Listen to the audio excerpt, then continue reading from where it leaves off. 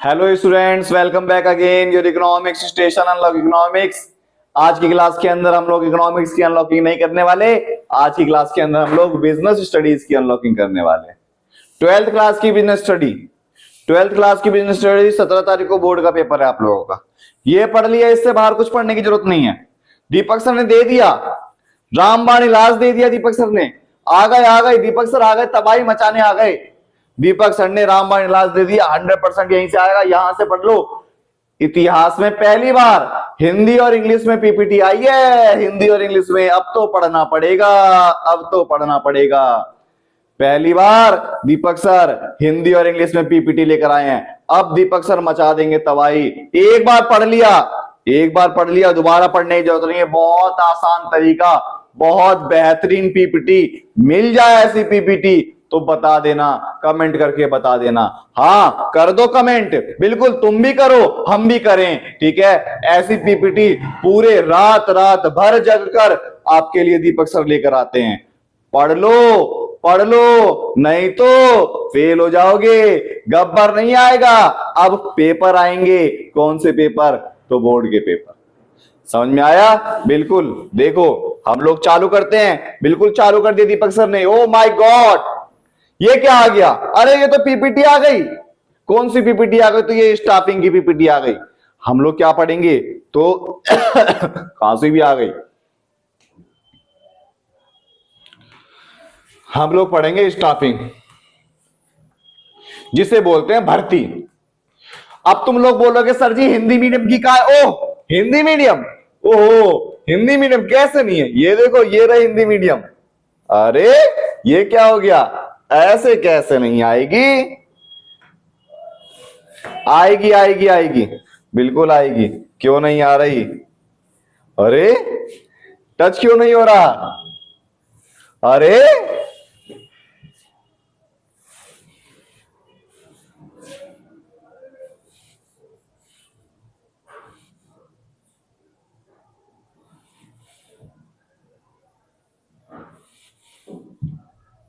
ये देखो, आई हिंदी मीडियम आ गई, है ना। तो थोड़ा सा ना दीपक सर का भी दिमाग थोड़ा हिला हुआ है। ये देखो आई ना हिंदी मीडियम की पीपीटी। ऐसी पीपीटी आप लोगों ने कहीं देखी है हिंदी मीडियम की? कोई पढ़ाता है आप लोगों को हिंदी मीडियम में? नहीं पढ़ाता ना। अब दीपक सर पढ़ाएंगे, अब दीपक सर ने तबाही मचाएंगे। अब दीपक सर आ गए। हाँ बिल्कुल, दीपक सर आ गए। ये देखो कितनी सारी पीपीटी है ना। तो ऐसे ही सबसे पहले हम लोग चालू करेंगे भर्ती। कौन सी भर्ती? तो ऑर्गेनाइजेशन की भर्ती। हमने प्लानिंग करी, फिर ऑर्गेनाइजेशन करा, ठीक है। ऑर्गेनाइजेशन करा, हमने बिजनेस एनवायरनमेंट भी कर लिया। अब स्टाफिंग। उस ऑर्गेनाइजेशन में काम तो करेंगे लोग, काम करेंगे तो उसके ऊपर आ गया। हाँ। ये देखो सबसे पहले the importance of effective staffing. Importance मतलब महत्व बताना है भर्ती प्रक्रिया का। सबसे पहला, competent personnel filling the job with competent individual ensure effective performance. हमें ऐसी लोगों को भरना है जो अपनी परफॉर्मेंस को आगे बढ़ा सकें, अपनी परफॉर्मेंस को इफेक्टिव तरीके से कर सकें, बेटर परफॉर्मेंस कर सकें। ऑप्टिमम यूटिलाइजेशन, जो समय का अच्छे तरीके से यूज कर सके, मशीनरी का अच्छे तरीके से यूज कर सके, ठीक है। हमें staffing, human resources management. Staffing का मतलब होता है भर्ती। ह्यूमन रिसोर्सेज मैनेजमेंट का मतलब होता है, ह्यूमन का मतलब क्या हो? मानव संसाधन। और मैनेजमेंट का मतलब क्या होता है? प्रबंध। मानव संसाधन प्रबंध। स्टाफिंग का मेन काम होता है फोकस करना, किस पर? जॉब फिलिंग पर, कैंडिडेट क्वालिफाई निकाल कर लाना। और एचआरएम का मतलब होता है encompasses a broader range activity including staffing. मतलब स्टाफिंग करने के बाद जो एक्टिविटी करी जाती है, स्टाफिंग की देखरेख करना, सही तरीके से काम कर रहा है नहीं करना, मोटिवेट करना, ये सारे किसके अंदर आते हैं? एचआरएम के आते हैं। HRM staffing is a core component staffing क्या है? कोर कॉम्पोनेंट, सबसे main component of human resources management.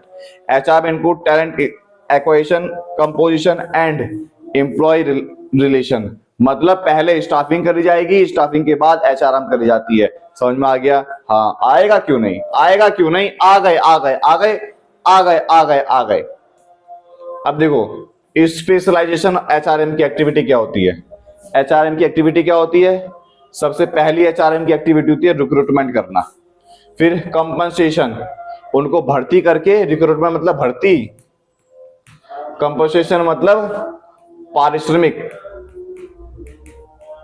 प्रदान करना, प्लेसमेंट देना, लेबर रिलेशन, जिनको भर्ती दिया है ना उनके साथ अच्छा रिलेशन अपना के रखना। ठीक है। Evolution of human resources management. और एचआरएम के और क्या काम होते हैं ये बताने। देखो labour relation officer, labour relation officer मतलब जो श्रम है ना उसके साथ संबंध बनाने में हेल्प करता है। Early focus maintain relationship between labour और मैनेजमेंट, मैनेजमेंट और लेबर के बीच में रिलेशन बनाने का काम कौन करता है? HRM. Personnel manager, expanded responsibility including hiring and employ administration. मतलब इसकी रिस्पॉन्सिबिलिटी होती है भर्ती करना, हायरिंग करना, एम्प्लॉय के साथ एडमिनिस्ट्रेशन करना, ह्यूमन रिसोर्स, मतलब strategic role, focus on talent management and organisation development. इसका मेन काम क्या होता है? ऑर्गेनाइजेशन डेवलपमेंट के ऊपर काम करना। ठीक है। फिर उसके बाद स्टाफिंग प्रोसेस क्या है? स्टाफिंग प्रोसेस और मैन पावर रिक्रूटमेंट का मतलब क्या है? स्टाफिंग प्रोसेस भर्ती प्रक्रिया, हिंदी में भी है, हिंदी में भी है, अभी आगे कराएंगे, हिंदी में भी है। बस तुम आप लोग टेंशन ना लो, हम हैं आप लोगों के साथ, हम हैं आप लोगों के साथ।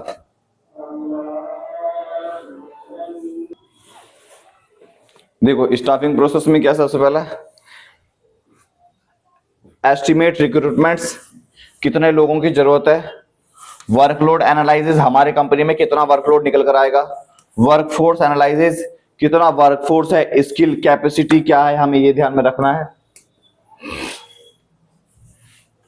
स्टाफिंग प्रोसेस रिक्रूटमेंट और सिलेक्शन, सबसे पहला attracting pool of qualified candidate for open position. मतलब जब हम भर्ती करेंगे तो लोगों को हम अट्रैक्ट करेंगे ना, उसके लिए रिक्रूटमेंट के लिए काम करा जाता है।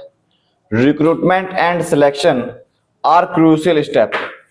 फिर उसके बाद देखो सिलेक्शन करना, जिन लोगों ने हमारे पास फॉर्म भेजे उस पे हम चुनेंगे, एप्लीकेशन को हम चूज करेंगे, वो क्या है? एक staffing process. They ensure the organisation hire top talent. मतलब स्टाफिंग करते समय हमें ये ध्यान में रखना है रिक्रूटमेंट भरना कैसे है, फॉर्म आएगा हमारे पास, उसके बाद हम सिलेक्शन का प्रोसेस अपनाएंगे। ठीक है। फिर प्लेसमेंट दिया उसे हमने, introduce new employ to company culture and policy. फिर हम उसे ओरिएंटेशन देंगे, मतलब क्या यहाँ की पॉलिसी है उसके बारे में बताएंगे। हम उसे ट्रेनिंग दे देंगे, हम उसके डेवलपमेंट करा देंगे। जब उसे ट्रेनिंग दे दी तो उसका डेवलपमेंट हो रहा है धीरे धीरे करके। फिर एडिशनल स्टेप हम उसे क्या देंगे? अप्रेजल देंगे, इवेल्युएटिंग एम्प्लॉय परफॉर्मेंस। जैसे जैसे वो एम्प्लॉय परफॉर्मेंस उसका अच्छा होगा हम उसे बढ़ावा देने का काम करेंगे। कैरियर प्लानिंग, हम उसे गाइड करेंगे कैरियर गोल के अंदर कि तुम अगर ये करोगे तुम्हें ये अचीवमेंट मिलेगी। ठीक है। कंपनसेशन, फिर उसके बाद जब वो काम करेगा तो उसके हिसाब से फेयर पे हमें उसे देना पड़ेगा, हम उसे पैसे के रूप में देने पड़ेंगे। ठीक है।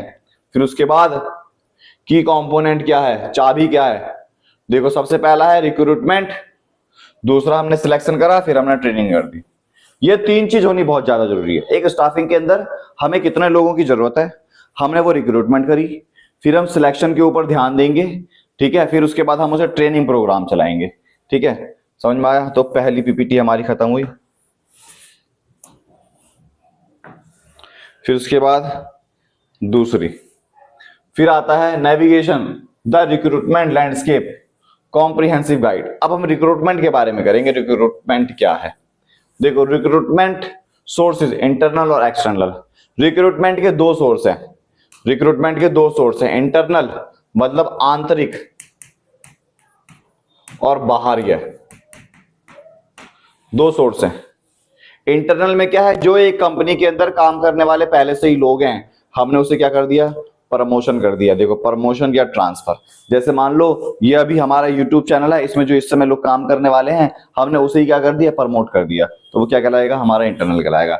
एक्सटर्नल में क्या है, this mat see candidate from the outside, मतलब हम बाहर से फ्रेश कैंडिडेट को लेकर आएंगे, फ्रेश कैंडिडेट को लेकर आएंगे, वो हमारा क्या कहलाएगा, हमारा एक्सटर्नल कहलाएगा।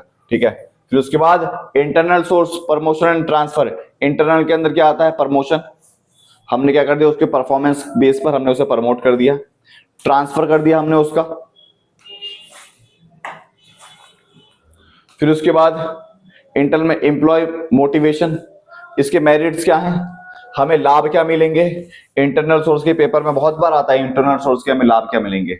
हम एम्प्लॉय को मोटिवेट करते हैं, वो बूस्ट होता है उनका, अरे अगर हमने अच्छा काम करा तो हमारा प्रमोशन होगा, अच्छे से वो काम करेंगे।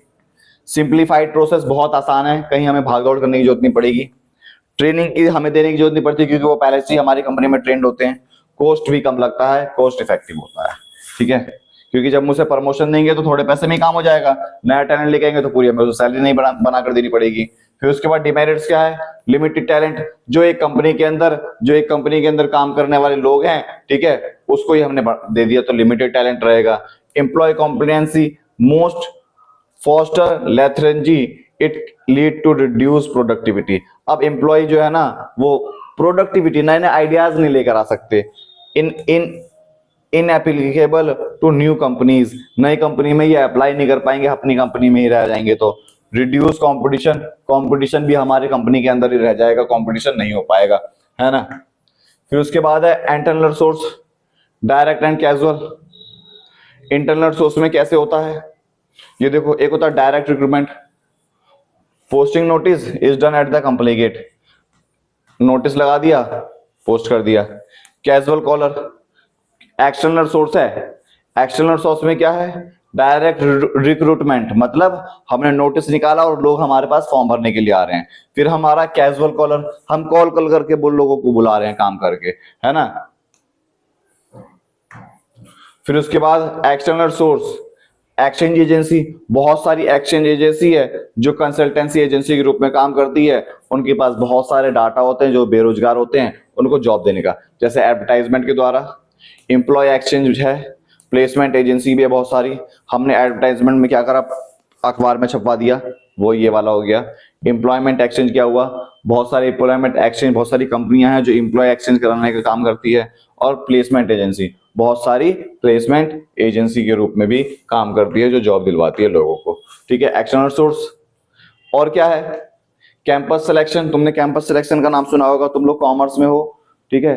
कई बार क्या होता है, कैंपस सिलेक्शन होता है। कैंपस सिलेक्शन मतलब कंपनियां आती है, ठीक है, कंपनियां आती है सीए सीएस को अपने कंपनी के अंदर जॉब देने के लिए। एम्प्लॉय रेफरल, अब मैंने क्या, वो मैं यहाँ पढ़ा रहा हूँ तो मेरे पास किसी यूट्यूब चैनल से वो आया तो मैंने उसे वहां पर रेफर कर दिया। लेबर कॉन्ट्रैक्टर, बहुत सारे लेबर कॉन्ट्रैक्ट होते हैं, कुछ दिनों के लिए कॉन्ट्रैक्ट पर लेबर देकर जाते हैं, है ना। तो बहुत आसान चैप्टर है, बहुत आसान। Modern external source, digital platform, आजकल क्या है, digital platform, oh my God, ये देखो, टेलीविजन एडवर्टाइजिंग, टेलीविजन के द्वारा मिल जाते हैं लोग, है ना।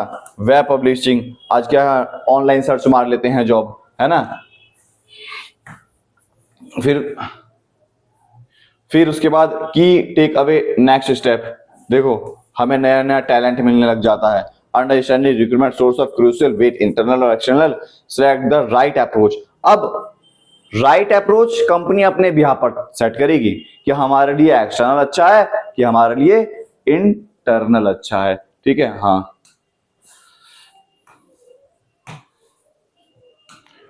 फिर उसके बाद है unlocking the talent, internal versus external recruitment. अब इंटरनल और एक्सटर्नल रिक्रूटमेंट के बारे में देखते हैं क्या लिखा हुआ है।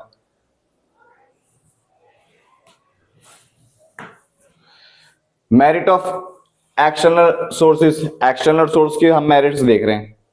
एक्सटर्नल सोर्स के मेरिट्स क्या हैं, मतलब एक्सटर्नल सोर्स के लाभ क्या हैं।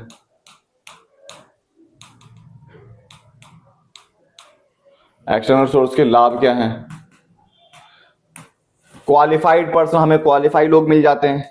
वाइडर चॉइस, बहुत बड़ी चॉइस होती है, हम बाहर से लेकर आएंगे तो बहुत सारे लोग आएंगे काम करने के लिए, नया नया टैलेंट मिलता है, कंपटीशन ज्यादा होता है। ठीक है, कंपटीशन अच्छा होगा तो काम भी क्या होगा, अच्छा होगा। ये देखो कितना अच्छा टैलेंट है ना, लड़के लड़कियां साथ काम कर रहे हैं, बहुत बढ़िया, वेरी गुड। डीमेरिट्स के अंदर डी सेटिस्फेक्शन, अब बाहर से जब लोग आएंगे ना, मैंने किसी बाहर से मान लो कैमरामैन को बुला लिया, तो जो मेरा कैमरामैन है उसे क्या होगा, डिससेटिस्फेक्शन, अरे इस दीपक सर ने मेरे साथ धोखा कर दिया, है ना, तो ये क्या हो गया, डिससेटिस्फेक्शन हो गया। ठीक है, लेंथी प्रोसेस, बहुत लंबा प्रोसेस है, और ये कॉस्टली भी है, खर्चा भी इसमें ज्यादा लगता है ना। फिर उसके बाद इंटरनल वर्सेस एक्सटर्नल सोर्स। जो इंटरनल है वो प्रमोट करता है with in boost moral cost effective, मतलब सस्ते में अपने कंपनी में काम करने वाले लोगों को मोरल को प्रमोट करता है।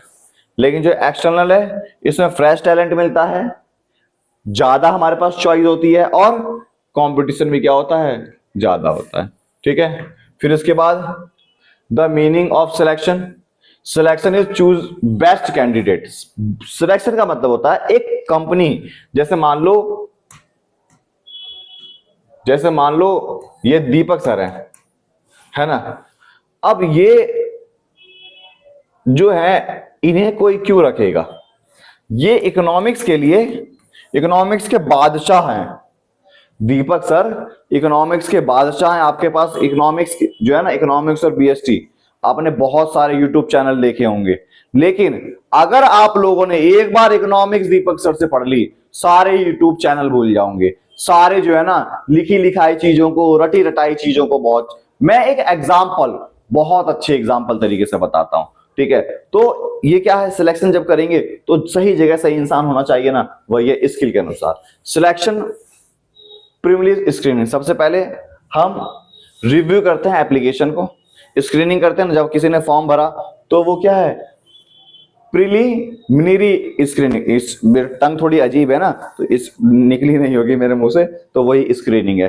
Review application, access minimum qualification, हमें देखनी पड़ती है उसकी क्वालिफिकेशन क्या है। शॉर्टलिस्ट कैंडिडेट, फिर हमने क्या करा, जैसे मान लो हमारे पास 1000 बच्चों की एप्लीकेशन आए, उसको हम रिव्यू करेंगे, इसमें देखेंगे कौन उस क्वालिफिकेशन के ऊपर खड़ा उतरता है, फिर उसके बाद हम शॉर्टलिस्ट करेंगे कि हमें कौन कौन से सिलेक्ट कर रहे हैं। तुम लोग सोचते हो कि दीपक सर बार बार पीछे क्यों जाते हैं, तो दीपक सर बार बार इसलिए पीछे जाते हैं जिससे वो अपने देख सके कि वो नेट चल रहा है सही कि नहीं चल रहा है। ठीक है, ये हो गया हमारा। फिर उसके बाद सिलेक्शन, टेस्टिंग एंड इंटरव्यू। फिर जब जितने लोगों ने को हमने सिलेक्ट करा उसे हम टेस्ट के लिए बुलाएंगे, एप्टीट्यूड टेस्ट लेंगे और पर्सनालिटी टेस्ट लेंगे, पर्सनालिटी डेवलपमेंट लेंगे, इंटरव्यू जिसे बोलते हैं हम वो करेंगे, है ना। फिर सिलेक्शन टेस्ट कंटिन्यू। अब क्या होगा, एम्प्लॉयमेंट इंटरव्यू लिया जाएगा, जब हम उसमें इंटरव्यू लेंगे तो उसका देखेंगे किस चीज में इंटरेस्ट है, जो उसका हमारा गोल है उसके हिसाब से वो काम कर पाएगा कि नहीं कर पाएगा, ये सारी चीज हम उसमें देखते हैं। फिर उसके बाद बैकग्राउंड चेक एंड डिसीजन, हमें उसके चेक करना है उसे भेजा किसने, किसके रेफरेंस से आया वो, बैकग्राउंड उसका क्या है, और हमें डिसीजन लेना पड़ेगा क्या इसे सिलेक्ट करना है कि नहीं करना है।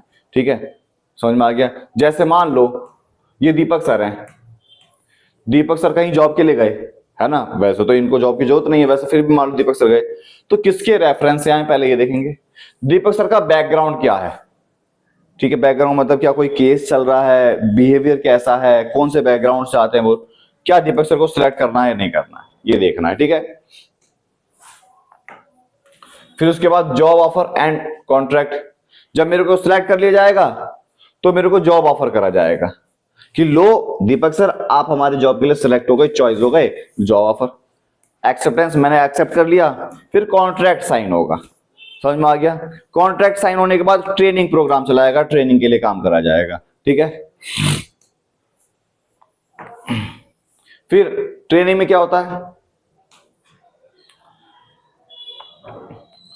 सिस्टमैटिक लर्निंग, हमें सिखाया जाएगा किस तरीके से काम करना है, प्रोडक्टिविटी के बारे में बताया जाएगा। अगर ट्रेनिंग देंगे तो वो फ्यूचर मैनेजर बन सकते हैं, फ्यूचर मैनेजर बन सकते हैं। एम्प्लॉय मोरल उसका बढ़ावा बढ़ेगा, एडेप्टेबिलिटी, नई नई चीज सीख पाएगा, है ना।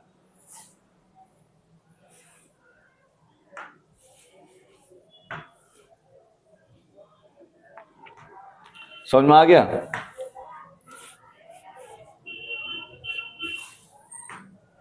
फिर ट्रेनिंग वर्सेस डेवलपमेंट। ट्रेनिंग का मतलब क्या है? ट्रेनिंग फोकस करता है स्किल को बढ़ाने में, लेकिन डेवलपमेंट फोकस करता है लॉन्ग टर्म करियर ग्रोथ में। ट्रेनिंग किसी स्पेशल स्किल को बढ़ाने में करता है, लेकिन डेवलपमेंट लॉन्ग टर्म ग्रोथ के लिए फायदेमंद होता है, ठीक है। फिर उसके बाद training, development and education. Training मैंने बताया, ट्रेनिंग जो है स्पेसिफिक जॉब स्किल के लिए दी जाती है। डेवलपमेंट के अंदर ये advancement is the goal, think, mentorship and leadership. Development में पूरा विकास होता है। एजुकेशन के अंदर क्या होता है? ये नॉलेज, इसके अंदर नॉलेज इंक्रीज करी जाती है, ठीक है। फिर इसके बाद ट्रेनिंग मेथड क्या है? ट्रेनिंग मेथड एक होता है ऑन द जॉब ट्रेनिंग, मतलब जॉब भी चल रही है, सैलरी भी चालू हो गई, ट्रेनिंग मिल रही है। ऑफ द जॉब ट्रेनिंग, पहले ट्रेनिंग करो फिर जॉब पर जाओ, ये वाला ऑफ द जॉब ट्रेनिंग, ठीक है। आउटसाइड द वर्क, ठीक है। फिर on the job training. Of the job training क्या है? इसमें क्या होता है? काम करने के साथ साथ on the job training. Of the job training focus learning in environment, new skill, मतलब जॉब से बाहर जाओ, घूमने के लिए जाओ और सोच कर आओ हम क्या क्या कर सकते हैं, क्या क्या नहीं कर सकते। फिर ऑन द जॉब मेथड के अंदर क्या है? इंडक्शन ट्रेनिंग, ट्रेनिंग दी जाती है। इंटर्नशिप ट्रेनिंग होती है और अप्रेंटिसशिप, मतलब ये सारे ट्रेनिंग प्रोग्राम चलाए जाते हैं ऑन द जॉब ट्रेनिंग के अंदर, ठीक है। उसके बाद ऑफ द जॉब ट्रेनिंग के अंदर क्या होता है? स्टिमुलेट एक्चुअल वर्क एनवायरनमेंट, जो हम काम कर रहे हैं वो उससे रिलेट करते हैं, क्या हम काम सही कर रहे हैं या नहीं कर रहे। हम बाहर जाते हैं घूमने के लिए, फिरने के लिए, यही सब सोचने के लिए जाते हैं कि क्या होता है, फ्रेश टैलेंट देखने के लिए क्या है क्या नहीं है। तो ये हमारा स्टाफिंग का था, इंग्लिश मीडियम में हमारा खत्म हो गया। अब देखते हैं हम हिंदी मीडियम में, अब देखते हैं हम हिंदी मीडियम में, ठीक है।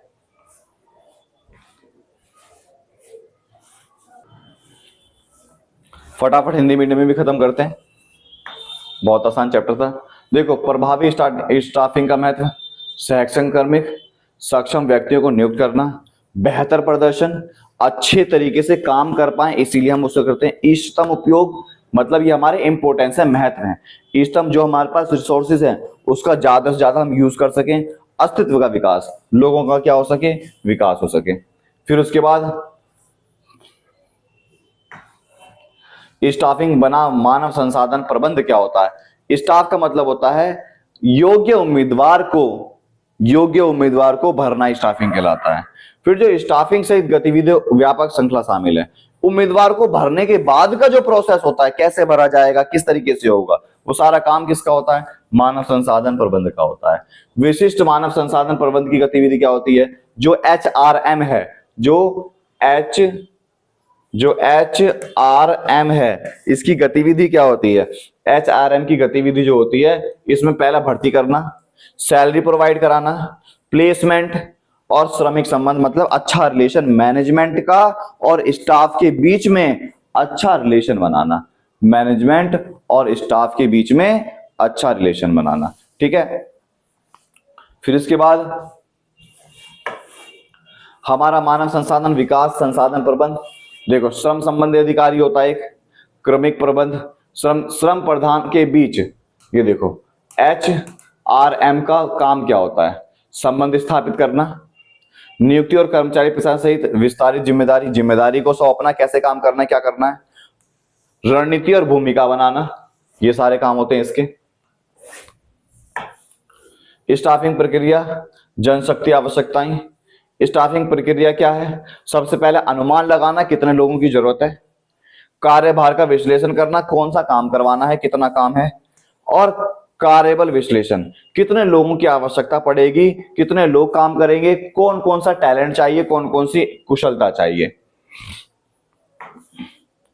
फिर इसके बाद स्टाफिंग प्रक्रिया, सबसे पहला भर्ती होता है।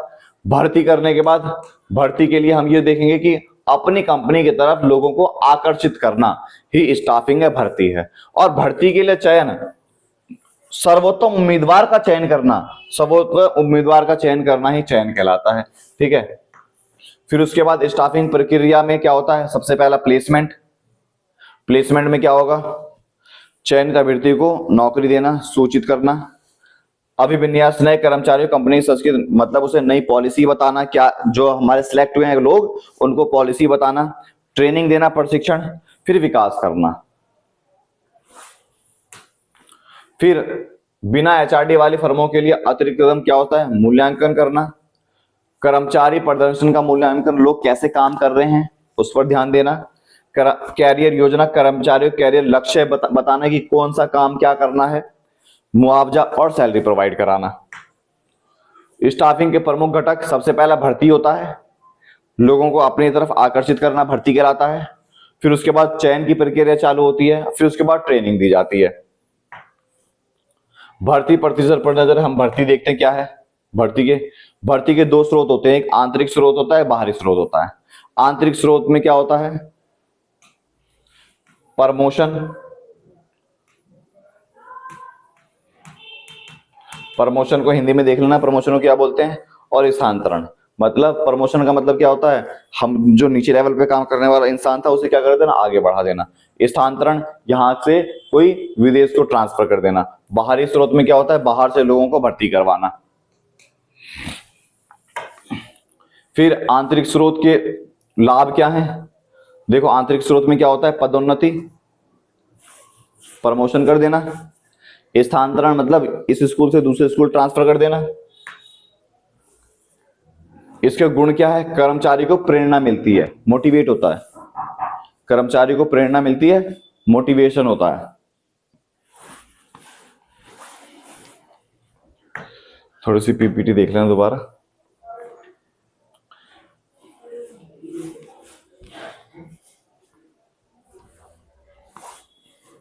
ये तो मैंने बता दिया।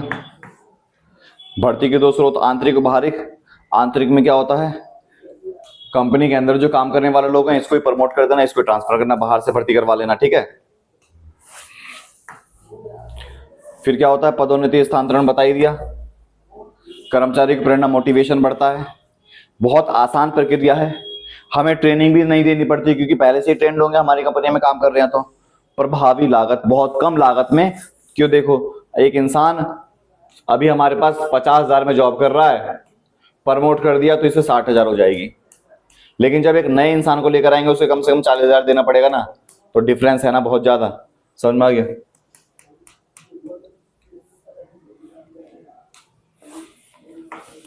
फिर उसके बाद दोष क्या है, सीमित प्रतिभा रहे, मतलब एक कंपनी के अंदर जो काम करने वाले लोग हैं उन्हीं से हम काम चला रहे हैं, प्रतिभा में सीमित मिलेगी।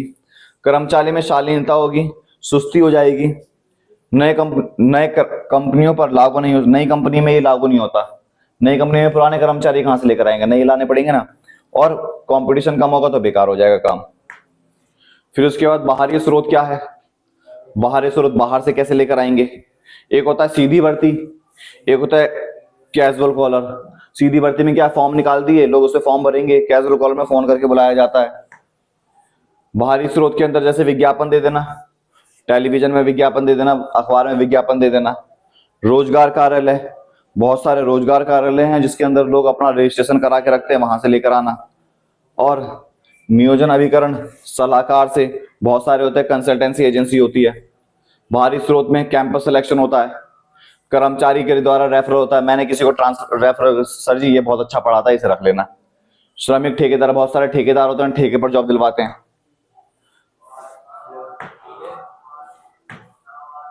टेलीविजन से विज्ञापन, आजकल ऑनलाइन खोज लेते हैं लोग जॉब।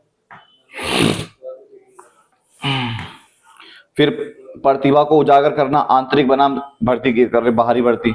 गुण क्या है, हमें अच्छे कर्मचारी मिलते हैं, योग्य मिलते हैं, व्यापक, बहुत ज्यादा हमारे पास चॉइस करने की वो होते हैं कि हमारे पास बहुत सारे लोग आ गए जॉब करने के लिए, चुनना, बहुत सारी व्यापक चीजें होती है हमारे पास। ताजा नई नई, हमारे पास नया नया टैलेंट आएगा, कंपटीशन बहुत अच्छा होगा, काम बहुत अच्छा करेंगे। क्यों, क्योंकि हमारे पास जो पुराने कर्मचारी हैं उन्हें लगेगा ना कि अगर बाहर से लोग आएंगे तो हमें निकाल दिया जाएगा, इस डर से वो काम करेंगे।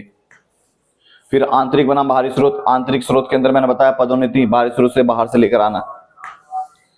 फिर चयन का अर्थ क्या होता है, जो हमने भर्ती के लिए लोगों को बताया वहां से हमारे पास क्या आएगा, एप्लीकेशन आएगी। वही है चयन का मतलब सर्वश्रेष्ठ उम्मीदवार का चयन करना। यह कौशल नौकरी आवश्यक मतलब जो इस समय मेरे पास मान लो अकाउंट की वैकेंसी खाली है, उसके लिए जो एक सर्वश्रेष्ठ उम्मीदवार होगा उसका चयन करना ही क्या कहलाता है, हमारा चयन का अर्थ कहलाता है। ठीक है, समझ में आया।